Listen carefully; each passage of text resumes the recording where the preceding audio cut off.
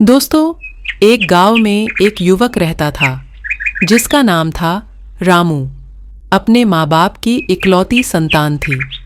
दोस्तों, रामू हमेशा झूठ बोलता था।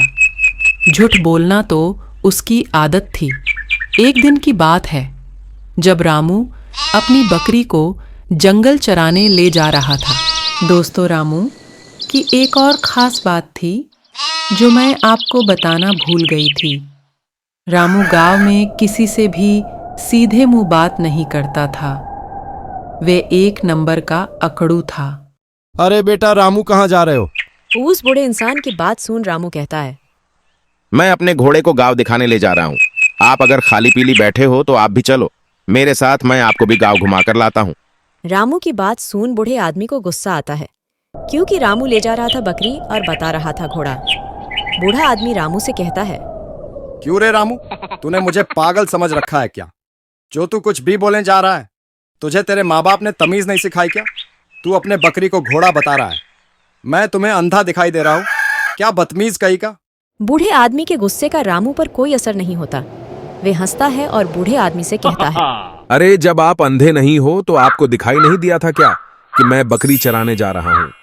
उसके बावजूद भी आप हमसे पूछ रहे हो कि कहाँ जा रहे हो, और ऊपर से हमें ही मूर्ख कह रहे हो।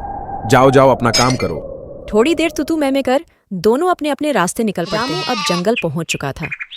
अपनी बकरी लेके रामू ने बकरी को घास खाने छोड़ दिया और वे एक झाड़ के नीचे सो गया। इतने में वहां जंगल की भीतर से एक खुखार भेड़िया रामू के पास आता है। रामू को सोता देख भेड़िया बकरी पर हमला कर उसे मारकर जंगल भाग जाता है। भेड़िए को मालूम था कि मरी हुई बकरी रामू घर नहीं ले जाएगा। भेड़िया दूर से रामू को देख रहा था कि वे कब वहां से जाए और मैं बकरी को खाऊं। थोड़ी देर में रामू की आंख खुलती है तो वे देखता है कि बकरी को किसी जंगली जानवर ने मार दिया है। रामू को डर लग रहा था कि जिस जानवर ने बकरी को मारा है वे कहीं से आकर उसे ही न मार दे। रामू इधर उधर देखता है और अपनी मरी हुई बकरी छोड़ वहां से गांव की ओर भाग जाता है। रामू को जाता हुआ देख भेड़िया बकरी पर हाथ साफ करने बकरी की ओर बढ़ता है। उसे दूर से एक बाघ बकरी की ओर आता हुआ दिखाई देता है। बाघ को देख भेड़िया जहां था वहीं से चुपचाप बाघ को देखता है। बाघ को बकरी के ताज़ा खून की गंध मिल चुकी थी। वे तेजी से बकरी के पास पहुंच बकरी को खाने लगता है। बेचारा भेड़िया बड़ी मेहनत से उसने अपने लिए शिकार किया था, लेकिन करता भी क्या, बाघ से सामना करने की उसकी हिम्मत नहीं थी। भेड़िया वहीं दूर खड़ा होकर बाघ के जाने की राह देखता है। सोचता है कि बाघ का बचा हुआ खाना खाने मिल जाए। और तभी रामू गांव से कुछ लोगों को अपने साथ लाता है जिनके पास लाठी और डंडे थे। भेड़िए को इस बात की भनक नहीं थी। वे तो बाघ के जाने की राह देख रहा था।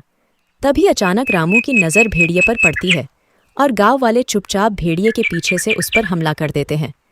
बेचारा भेड़िया गांव वालों की मार ज्यादा देर सह नहीं सकता और वही अपना दम तोड़ देता है। इस शोर शराबे से बाघ की नज़र गांव वालों पे पड़ती है और वे लोगों की ओर बढ़ता है। सभी लोग अपनी अपनी जान बचाकर गांव की ओर भाग जाते हैं और शेर आराम से अपना भोजन करता है। बेचारा भेड़िया आया था शिकार करने, जो उसने किया भी, परंतु खुद का शिकार होने से भी रोक ना पाया। इस तरह शिकारी खुद शिकार हुआ, मेहमान आके बाजी मार गया। और दोस्तों, इसी के साथ अपनी कहानी का अंत होता है। दोस्तों, यदि आप लोगों को इस प्रकार की मनोरंजन से भरपूर कहानी सुनना पसंद है तो हमारे चैनल को ज़रूर सब्सक्राइब करें और वीडियो पसंद आया तो लाइक ज़रूर कर दें।